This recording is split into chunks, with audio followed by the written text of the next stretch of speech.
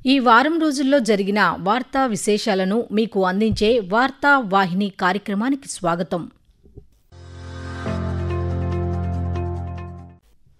ఢిల్లీలో సోమవారం జరిగిన ఇంజనీరింగ్ ఎక్స్పోర్ట్స్ ప్రమోషన్ కౌన్సిల్ ఈఈపీసీ వజ్రోత్సవ వేడుకల్లో రాష్ట్రపతి ద్రౌపది ముర్ము పాల్గొన్నారు.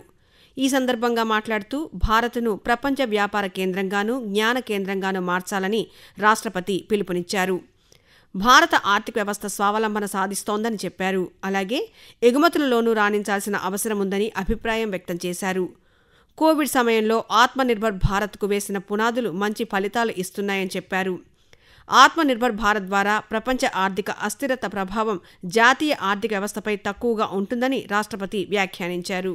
पिछले 7 दशकों के दौरान भारत के इंजीनियरिंग एक्सपोर्ट्स डेस्टिनेशन में काफी बदलाव हुआ है. बदलाव के ये प्रक्रिया आपको जारी रखनी है तथा राष्ट्र सर्वोपरि की भावना के साथ भारत की अर्थव्यवस्थाओं को निरंतर मजबूत बनाने के लिए कार्य करते रहना चाहिए. कोविड महामारी के दौरान आत्मनिर्भर भारत अभियान शुरू किया गया. कोविड महामारी से उत्पन्न हर प्रकार की चुनौतियों का सामना करके भारत ने जिस आत्मविश्वास का परिचय दिया और राष्ट्रीय क्षमता को बढ़ाकर वैश्विक चुनौतियों का सामना करने का एक प्रेरक उदाहरण है. ఎన్డీఏ అభ్యర్థిగా సిపి రాధాకృష్ణన్, ఇండియా కూటమి అభ్యర్థిగా బి సుదర్శన్ రెడ్డి పోటీ చేసిన ఉపరాష్ట్రపతి ఎన్నికకు మంగళవారం పోలింగ్ జరిగింది. ఢిల్లీలోని పార్లమెంట్ హౌస్లో ఉదయం 10 గంటలకు పోలింగ్ ప్రారంభం కాగా సాయంత్రం 5 గంటల వరకు పోలింగ్ కొనసాగింది. ఈ ఎన్నికల్లో ప్రధానమంత్రి నరేంద్ర మోదీతో పాటు కేంద్ర మంత్రులు, పార్లమెంట్ సభ్యులు తమ ఓటు హక్కును వినియోగించుకున్నారు. అదే రోజు సాయంత్రం 6 గంటలకు ఓట్ల లెక్కింపు చేపట్టారు. ఈ లెక్కింపులో ఉపరాష్ట్రపతి ఎన్నికకు 377 ఓట్లు అవసరం కాగా రాధాకృష్ణన్కు 452 ఓట్లు, సుదర్శన్ రెడ్డికి 300 ఓట్లు లభించాయి. 781 మందికి గాను 767 మంది పార్లమెంట్ సభ్యులు ఓటు హక్కు వినియోగించుకోగా 14 మంది ఎన్నికలో పాల్గొనలేదు. పోలైన మొత్తం ఓట్లలో 15 చెల్లనివిగా గుర్తించారు. దీంతో 152 ఓట్ల మెజారిటీతో రాధాకృష్ణన్ గెలుపొందినట్టు రాజ్యసభ సెక్రటరీ ప్రకటించారు. మరోవైపు భారత ఉపరాష్ట్రపతిగా సిపి రాధాకృష్ణన్ శుక్రవారం ప్రమాణ స్వీకారం చేశారు. ఢిల్లీలో రాష్ట్రపతి ద్రౌపది ముర్ము ఆయనతో ప్రమాణ స్వీకారం చేయించారు. I, Chandraviram Ponnusamy Radhakrishnan, do swear in the name of God that I will bear true faith and allegiance to the Constitution of India as by law established, and that I will faithfully discharge the duty upon which I am about to enter. ఈ సందర్భంగా ప్రధానమంత్రి నరేంద్ర మోదీ నూతన ఉపరాష్ట్రపతి CP రాధాకృష్ణన్కు శుభాకాంక్షలు తెలిపారు. రాధాకృష్ణన్ అంకితభావంతో కూడిన ప్రజాసేవకుడని, ఆయన తన జీవితాన్ని జాతి నిర్మాణం, సామాజిక సేవకు అంకితం చేశారని కొనియాడారు. ప్రజాసేవకు అంకితమై ఉపరాష్ట్రపతి పదవిలో ఆయన విజయవంతంగా కొనసాగాలని నరేంద్ర మోదీ ఆకాంక్షించారు. ఈ కార్యక్రమంలో ప్రధానమంత్రి నరేంద్ర మోదీతో పాటు కేంద్ర మంత్రులు అమిత్ షా, రాజ్నాథ్ సింగ్, నితిన్ గడ్కరీ, రాష్ట్ర ముఖ్యమంత్రి నారా చంద్రబాబు నాయుడు, ఉప ముఖ్యమంత్రి కె పవన్ కళ్యాణ్లు పాల్గొన్నారు. ఇటీవల వరదలతో నష్టపోయిన పంజాబ్ రాష్ట్రానికి ప్రధానమంత్రి నరేంద్ర మోదీ 1600 కోట్ల రూపాయలు తక్షణ ఆర్థిక సహాయాన్ని ప్రకటించారు. వరదలు, ప్రకృతి వైపరీత్యాల కారణంగా మృతి చెందిన వారి కుటుంబాలకు 2 లక్షల రూపాయలు, గాయపడిన వారికి 50,000 రూపాయల పరిహారాన్ని ప్రకటించారు.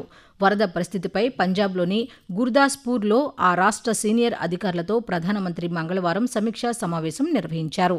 వరదల కారణంగా అనాథలైన పిల్లలకు పీఎం కేర్స్ ఫర్ చిల్డ్రన్స్ పథకం కింద సహాయం అందించనున్నామని తెలిపారు. అంతకుముందు విహంగ వీక్షణం ద్వారా హిమాచల్ ప్రదేశ్లో కొండచర్యలు విరిగిపడిన ప్రాంతాలను పరిశీలించారు. అనంతరం సమీక్ష నిర్వహించి 1500 కోట్ల రూపాయల తక్షణ సహాయాన్ని ప్రధానమంత్రి ప్రకటించారు. ప్రస్తుత విపత్కర పరిస్థితుల్లో కేంద్ర ప్రభుత్వం సహాయ సహకారాలు అందిస్తుందని, వరద ప్రభావిత ప్రాంతాల్లో మౌలిక సదుపాయాల పునరుద్ధరణకు తోడ్పాటు అందిస్తుందని ప్రధానమంత్రి నరేంద్ర మోదీ భరోసా ఇచ్చారు. ఢిల్లీలోని విజ్ఞాన్ భవన్లో జరిగిన జ్ఞాన భారతం అంతర్జాతీయ సదస్సులో ప్రధానమంత్రి నరేంద్ర మోదీ శుక్రవారం ప్రసంగించారు. ఈ సందర్భంగా ప్రధానమంత్రి మాట్లాడుతూ వేల సంవత్సరాలుగా కొనసాగుతున్న భారతదేశ చింతన, ఆచార్యుల బోధనలు, శాస్త్రీయ జ్ఞాన సంప్రదాయాలు విలువైన జ్ఞాన సంపద అని పేర్కొన్నారు. పురాతన కాలం నాటి విజ్ఞానం జ్ఞాన భారతం మిషన్ ద్వారా డిజిటలీకరణ అవుతుందని చెప్పారు. తక్కువ సమయంలోనే జ్ఞాన్ భారత్ మిషన్ అంతర్జాతీయ సమావేశం, పోర్టల్ ప్రారంభం జరిగాయని చెప్పారు. ఇది భారతదేశ సంస్కృతి, సాహిత్యం, చైతన్యాన్ని వెల్లడించనున్నాయని ప్రధానమంత్రి పేర్కొంటూ मैं ज्ञान भारतम की पूरी टीम को और संस्कृति मंत्रालय को भी शुभकामनाएं देता हूं। साथियों, जब हम किसी मैन्युस्क्रिप्ट को देखते हैं, वो अनुभव किसी टाइम ट्रेवल जैसा होता है।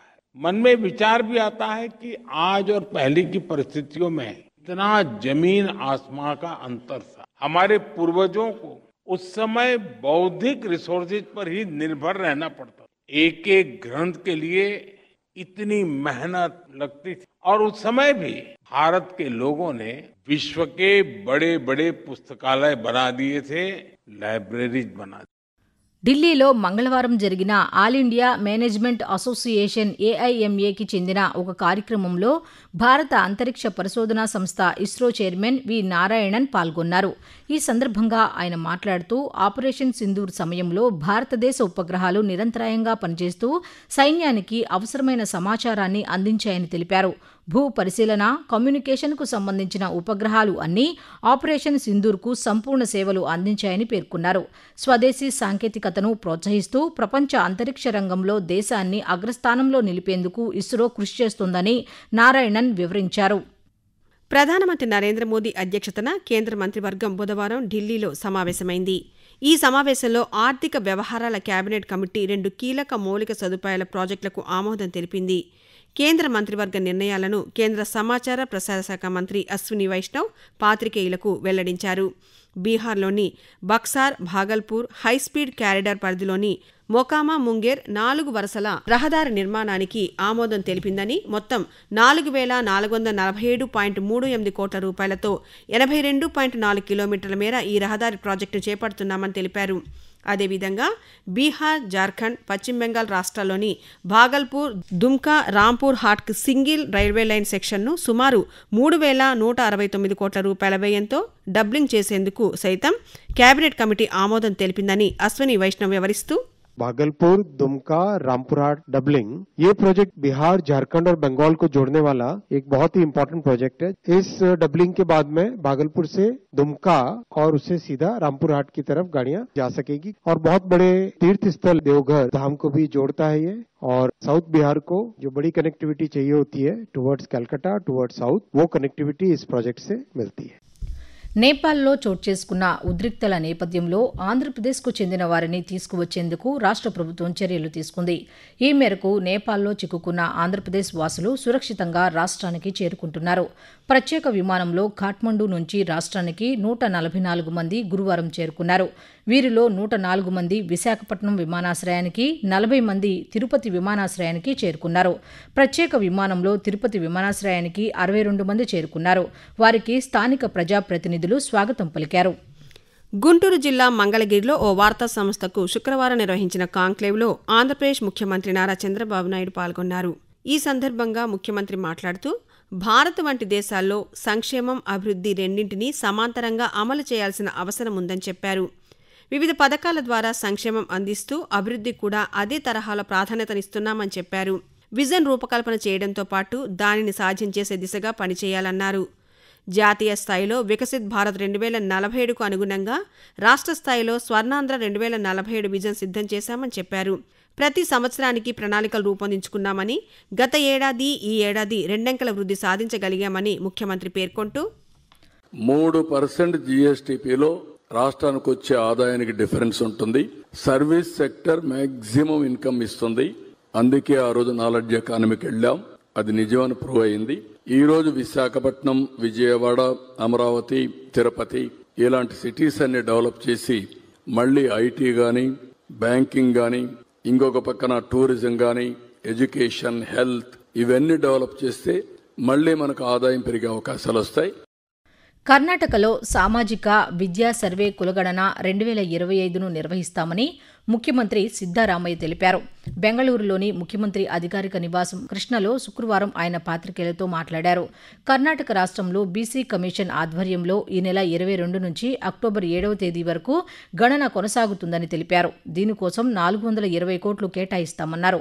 2015లో అప్పటి కమిషన్ అధ్యక్షులు కాంతారాజ్ నివేదిక సమర్పించారని, గణన ముగిసి 10 ఏళ్లు కావడంతో కొత్త సర్వే చేయించాలని తీర్మానించామని వెల్లడించారు. ప్రజల సామాజిక స్థితిగతులను తెలుసుకునేందుకు వీలుగా సర్వే కోసం 60 ప్రశ్నలను రూపొందించామని వెల్లడించారు. ప్రతి ఒక్కరి సామాజిక, విద్య, రాజకీయ, ఆర్థిక స్థితిగతులు తెలుసుకోవటానికి సర్వే గణాంకాలు దోహదపడతాయని తెలిపారు. కేంద్ర ప్రభుత్వం ప్రవేశపెట్టిన ప్రధానమంత్రి school of rising India PM SHRI పథకం వినియోగించుకోవడంలో ఆంధ్రప్రదేశ్ ముందు వరుసలో నిలిచిందని సమగ్ర శిక్షా అభియాన్ పథక సంచాలకులు బి శ్రీనివాసరావు ఒక ప్రకటనలో తెలిపారు. జాతీయ విద్యా విధానానికి అనుగుణంగా ప్రభుత్వ పాఠశాలలను ఆధునీకరించేందుకు దక్షిణాది రాష్ట్రాల్లో అత్యధిక పాఠశాలలు ఎంపికైన మొదటి రాష్ట్రంగా ఆంధ్రప్రదేశ్ నిలిచిందన్నారు. అలాగే జాతీయ స్థాయిలో ఉత్తరప్రదేశ్ తర్వాత రాష్ట్రం 2వ స్థానంలో నిలిచిందని చెప్పారు. దేశవ్యాప్తంగా ఇప్పటి వరకు 14,500 పాఠశాలలను కేంద్రం ఎంపిక చేయగా రాష్ట్రం నుంచి 982 పాఠశాలలు ఉన్నాయని, వాటిలో కేంద్రీయ, నవోదయ విద్యాలయాలు ఉండగా 935 రాష్ట్ర ప్రభుత్వ పాఠశాలలు ఈ పథకానికి ఎంపికయ్యాయని తెలిపారు.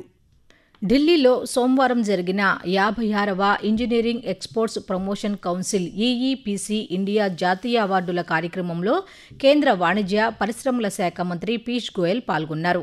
ఈ సందర్భంగా కేంద్ర మంత్రి ప్రసంగిస్తూ దేశీ ఉత్పత్తుల వ్యాపారాలు అభివృద్ధి చెందాలని ఆకాంక్షించారు. స్వదేశీ ఉత్పత్తుల వ్యాపారాలు దేశ అభివృద్ధికి దోహదపడతాయని, అలాగే దేశ ఆర్థిక భద్రతను బలోపేతం చేస్తాయన్నారు. ఇటీవల ప్రధానమంత్రి నరేంద్ర మోదీ స్వదేశీ ఉత్పత్తులు వినియోగించాలని స్పష్టమైన పిలుపునిచ్చారని గుర్తు చేస్తూ దేశంలోని 140 కోట్ల మంది ప్రజలు, వ్యాపారవేత్తలు మేడ్ ఇన్ ఇండియా ఉత్పత్తులపై దృష్టి పెట్టాలని సూచించారు. సరళీకృతం చేసిన జీఎస్టీ సంస్కరణల ఫలితాలు ప్రతి ఒక్క వినియోగదారునికి అందాలని పీయూష్ గోయల్ పేర్కొంటూ किस प्रकार से हम ये सुनिश्चित करें कि जीएसटी में जो इतने बड़े बदलाव किए गए, रेट कट्स किए गए, ये हम पास ऑन करें उपभोक्ताओं को और सुनिश्चित करें कि इसका लाभ उपभोक्ता को मिले, डिमांड बढ़े, उससे हमारा उद्योग और व्यापार भी बढ़ेगा, स्वदेशी वस्तुओं के लिए आकर्षण बढ़ेगा और पूरे देश में सुख समृद्धि बढ़ेगी. ఢిల్లీ నుంచి దృశ్య మాధ్యమ విధానంలో కేంద్ర సామాజిక న్యాయం, సాధికారత శాఖ మంత్రి వీరేంద్ర కుమార్ అధ్యక్షతన గురువారం నిర్వహించిన వికసిత్ భారత్ 2027 సమావేశంలో అమరావతి రాష్ట్ర సచివాలయం నుంచి రాష్ట్ర సాంఘిక సంక్షేమ శాఖ మంత్రి డోలా శ్రీ బాల వీరాంజనేయ స్వామి పాల్గొన్నారు. ఈ సమావేశంలో పాల్గొన్న మంత్రి మాట్లాడుతూ వృద్ధుల కోసం అమలు చేస్తున్న వయోవందన ఆరోగ్య బీమా పథకానికి వయసు పరిమితిని తొలగించాలని కోరారు. ఎస్సీ, ఎస్టీ, దివ్యాంగుల చట్టాలపై దేశంలోని అన్ని విద్యా సంస్థల్లో అవగాహన కల్పించాలని, వృద్ధ మహిళలకు ప్రత్యేక రాయితీలు కల్పించి సులభ వడ్డీతో రుణాలు ఇవ్వాలని కోరారు. మాదక ద్రవ్యాల వాడకం వల్ల కలిగే అనర్థాలపై పాఠశాలలు, కళాశాలల స్థాయిలో విద్యార్థులకు పాఠ్యాంశం ప్రవేశపెట్టాలని కేంద్ర మంత్రిని ఈ సందర్భంగా కోరారు. ఆంధ్రప్రదేశ్ నుండి షిరిడీకి వెళ్లే వారి కోసం తిరుపతి, షిరిడీ మధ్య రోజు రైలు నడపనున్నామని రైల్వే శాఖ మంగళవారం తెలిపింది. ఇప్పటి వరకు తాత్కాలికంగా నడిచే ఈ రైలును రోజువారీ రైలుగా మార్పు చేస్తున్నట్లు రైల్వే శాఖ ప్రకటించింది. తిరుపతి, షిరిడీ మధ్య 07637, 07638 నెంబర్ కలిగిన రైలును ఇకపై రోజు నడపనున్నట్లు వెల్లడించింది. ఈ రైలు రేణిగుంట, ధర్మవరం, రాయచూర్, షోలాపూర్, దౌండ్ మీదుగా రాకపోకలు సాగించనుంది. తిరుపతి, షిరిడీ మధ్య రైలు నడపాలని ఇటీవల ముఖ్యమంత్రి నారా చంద్రబాబు నాయుడు కేంద్ర ప్రభుత్వానికి లేఖ రాయగా ఈ మేరకు ఆ ప్రతిపాదనను కేంద్ర ప్రభుత్వం ఆమోదించింది. ఈ వారం రోజుల్లో జరిగిన వార్తా విశేషాలను మీకు అందించే వార్తా వాహిని కార్యక్రమాన్ని ఇప్పటి వరకు విన్నారు. వ్యాఖ్యానం కె ఉమారాణి, ఎస్ మణిశ్రీ. సమర్పణ ప్రాంతీయ వార్తా విభాగం, ఆకాశవాణి విజయవాడ కేంద్రం.